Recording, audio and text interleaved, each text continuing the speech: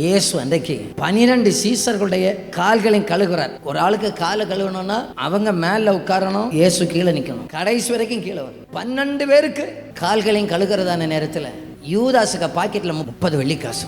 அந்த நேரத்தில் யூதாசுக்கு என்ன தெரியுமா பண்ணிருக்கலாம்? இவரையா காட்டி கொடுக்க போகிறேன். 30 வெள்ளிக்காசு பாக்கெட்ல இருந்து அப்பவே எடுத்து அவருக்கு முன்னால வீசி இருக்கலாம். டைரக்டாகவும் இன்டைரக்டாகவும் யூதாசை எச்சரித்தது எதற்காக தெரியுமா? யூதாசு நான்கு கொண்டு சாகணும் என்பதை விரும்பாமல் யூதாசை இழப்பதற்கு கூட மனசில்லாத ஒரு நல்ல ஆண்டவராக்க நம்முடைய ஆண்டவர். பச்சை தண்ணிய மதுரமுள்ள திராட்சரசமாக இயேசுவுக்கு மாற்ற தெரியும்னு சொன்னார். கால்களை கழுகுறதான நேரத்தில் யூதாசுக்கு நானா மட்டும் இருந்தேன்னா யூதாசுக்கு காலில் வர்றதான நேரத்தில் இது 110 டிகிரி சூடு ஆகட்டும் என சொல்லி நீ காட்டி கொடுத்துருவியாக்கும். அதுக்கு முன்னால் காலு புள்ளி வீட்டில் கடுறான்னு சொல்லி கொதிக்கிறதாக கொதிக்கிற தண்ணி ஊற்றி விட்டுருப்பேன் அவனுக்கு காலில். ஆனால் கிருபை உள்ளாண்டவரோ நம்மை தள்ளுவதற்கு மனதில்லாமல் ஜீவனை கொடுப்பவே மனதுள்ள நல்ல அப்பாவாக இருக்கிறார்.